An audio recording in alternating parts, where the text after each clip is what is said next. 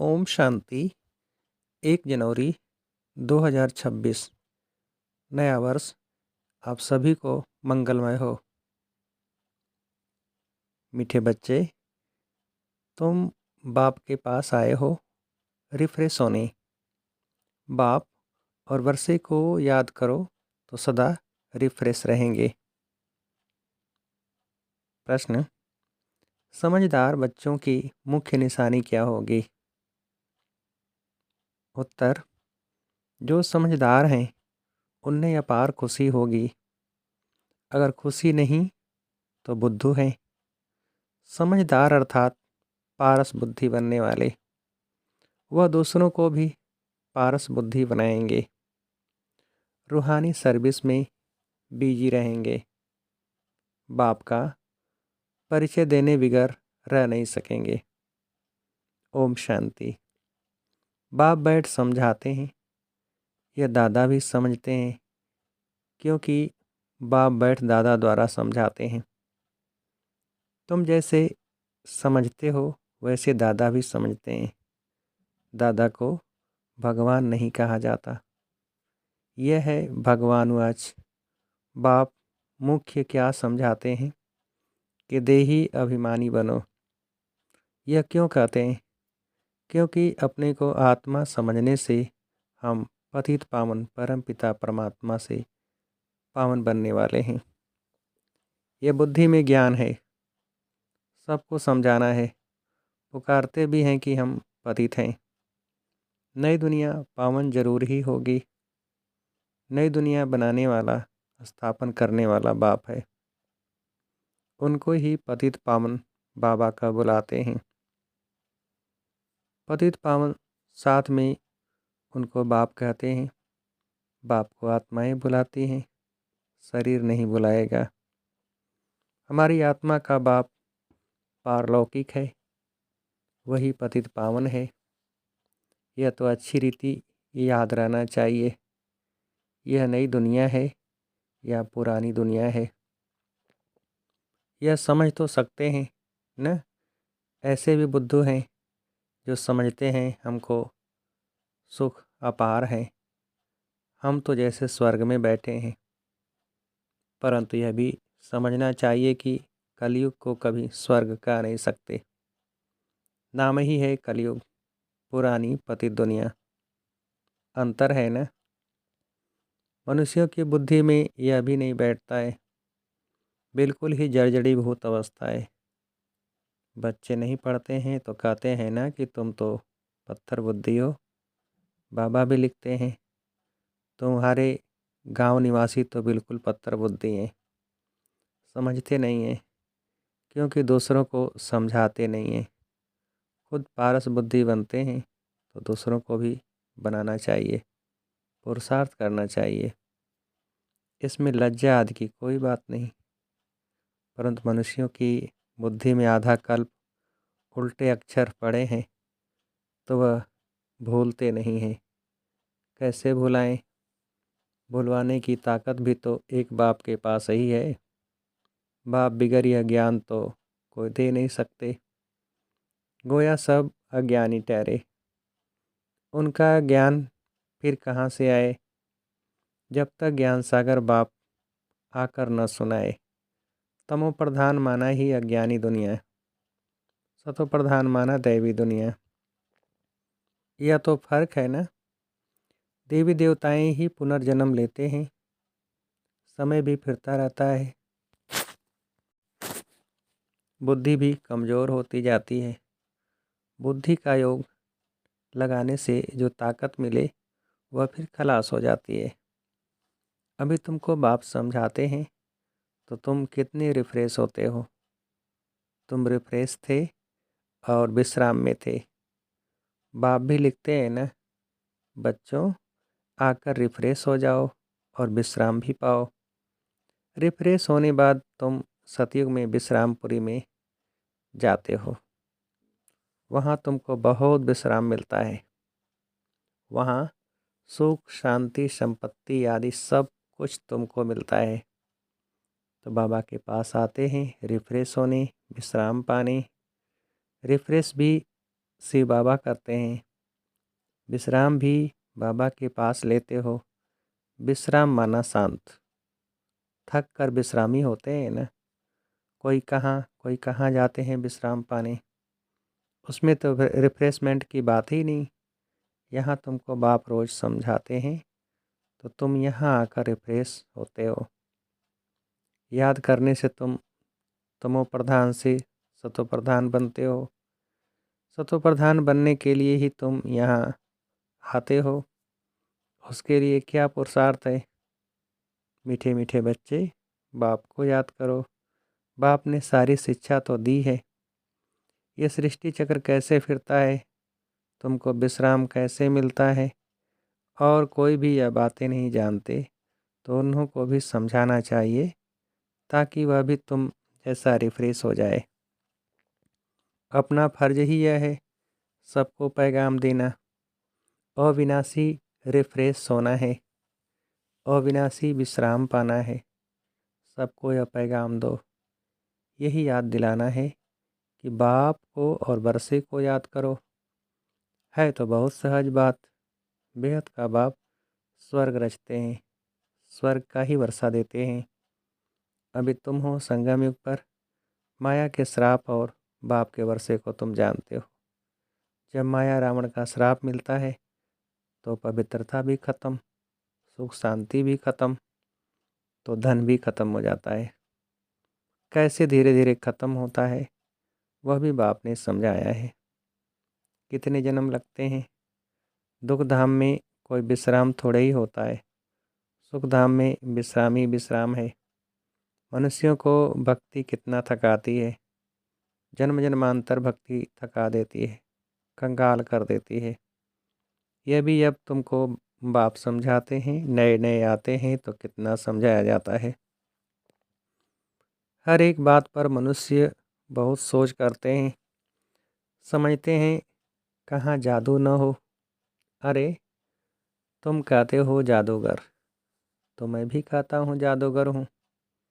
परंतु जादू कोई वह नहीं है जो भेड़ बकरी आदि बना देंगे। जानवर तो नहीं है ना। यह बुद्धि से समझा जाता है। गायन भी है सुरमंडल के साज से। इस समय मनुष्य जैसे ऋण मिसल हैं। यह बातें यहाँ के लिए हैं।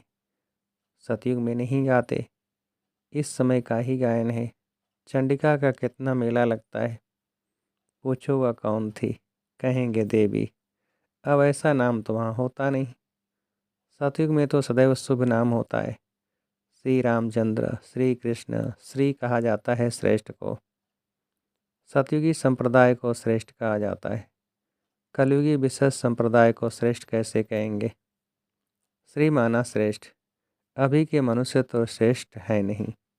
गायन भी है मनुष्य से देवता, फिर देवता से मनुष्य बनते हैं क्योंकि 5 विकारों में जाते हैं। रावण राज में सब मनुष्य ही मनुष्य हैं। वहाँ हैं देवताएं। उनको डीटी वर्ल्ड, इसको ह्यूमन वर्ल्ड कहा जाता है। डीटी वर्ल्ड को दिन कहा जाता है, ह्यूमन वर्ल्ड को रात कहा जाता है। दिन सोजरे को कहा जाता है, रात अज्ञान अंधियारे को कहा जाता है। इस फर्क को तुम जानते हो। तुम समझते हो हम पहले कुछ भी नहीं जानते थे। अब ये सब बातें बुद्धि में हैं। ऋषि मुनियों से पूछते हैं रचता वचना के आदि मध्य अंत को जानते हो, तो अभी नेति नेति कर गए। हम नहीं जानते। अभी तुम समझते हो हम भी पहले नास्तिक थे, बेहद के बाप को नहीं जानते थे।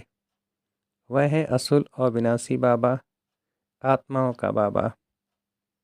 तुम बच्चे जानते हो हम उस बेहद के बाप के बने हैं जो कभी जलते नहीं हैं। यहाँ तो सब जलते हैं। रावण को भी जलाते हैं। शरीर है ना, फिर भी आत्मा को तो कभी कोई जला नहीं सकते। तो बच्चों को बाप यह गुप्त ज्ञान सुनाते हैं जो बाप के पास ही है। यह आत्मा में गुप्त ज्ञान है। आत्मा भी गुप्त है। आत्मा इस मुख द्वारा बोलती है। इसलिए बाप कहते हैं बच्चे देह अभिमानी मत बनो। आत्माभिमानी बनो, नहीं तो जैसे उल्टे बन जाते हो, अपने को आत्मा भूल जाते हो। ड्रामा के राज को भी अच्छी रीति समझना है।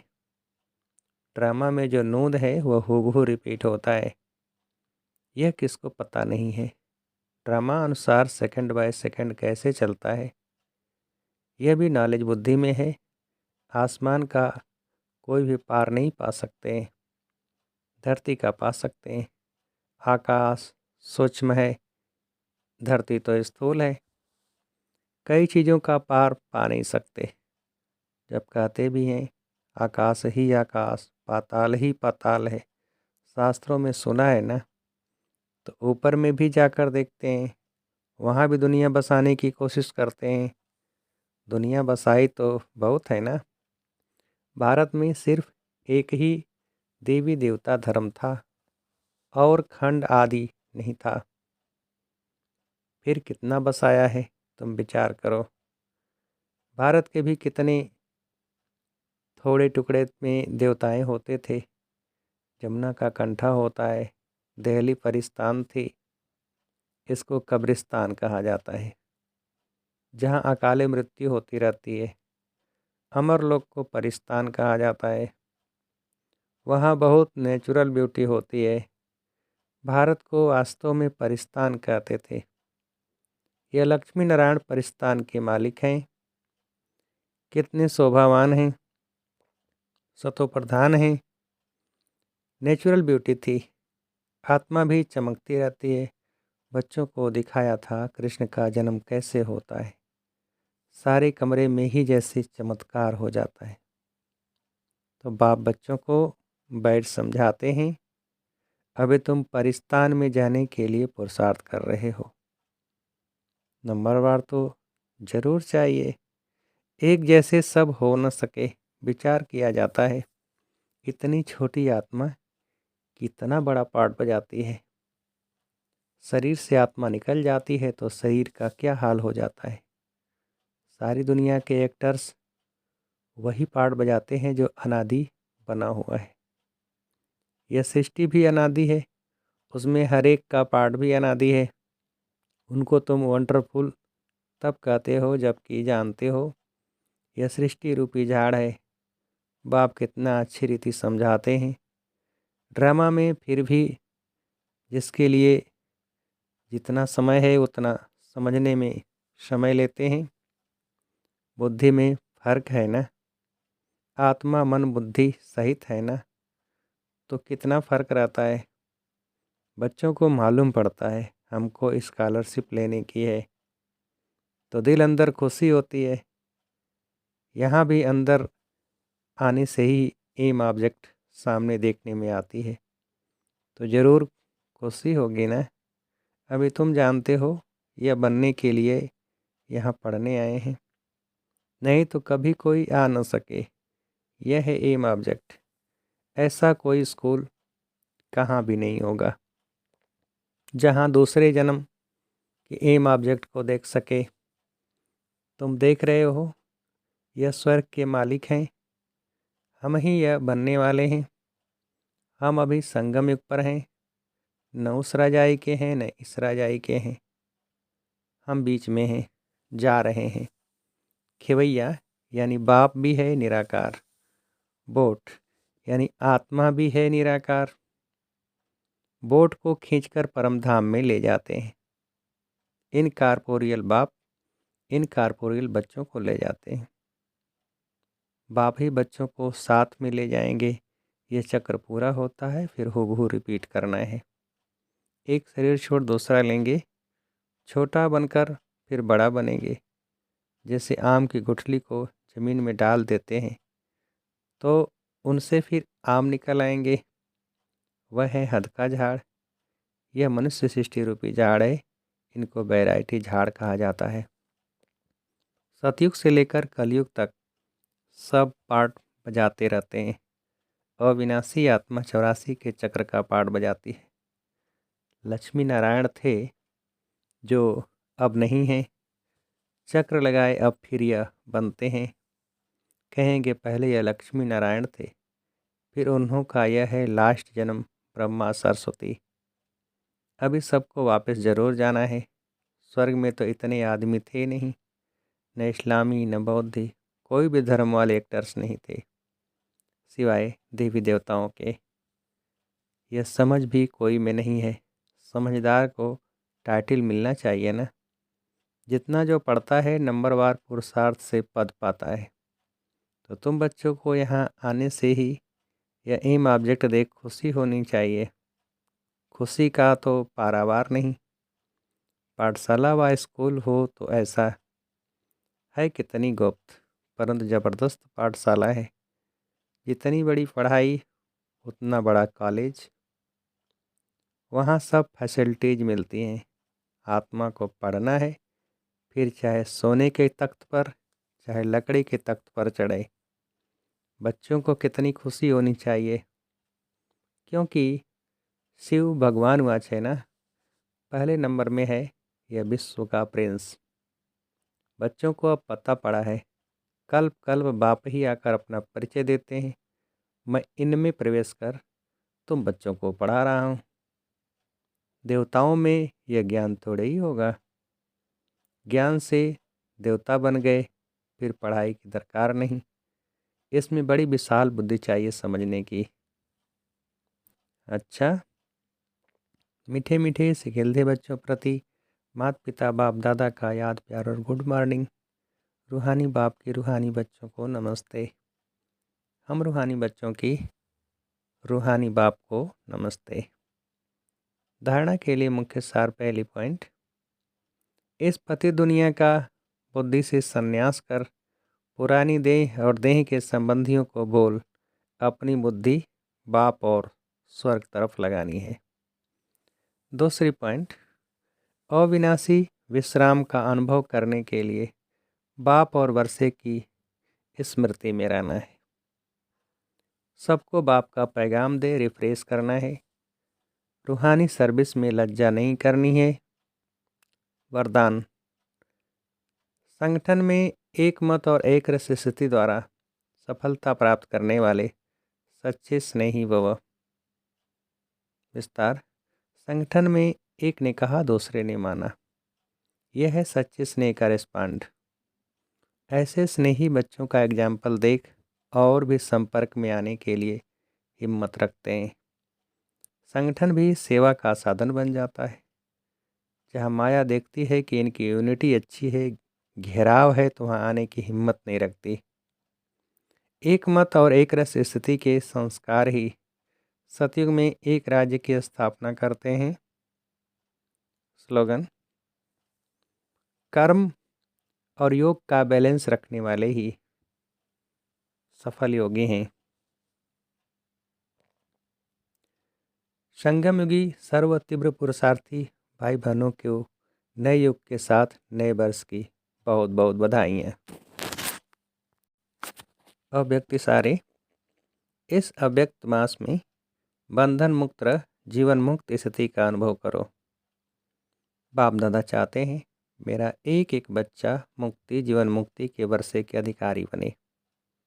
अभी के अभ्यास की सतयुग में नेचुरल लाइफ होगी, लेकिन वर्षे का अधिकार अभी संगम पर है। इसलिए अगर कोई भी बंधन खींचता है तो कारण सोचो और निवारण करो। अच्छा, ओम शांति।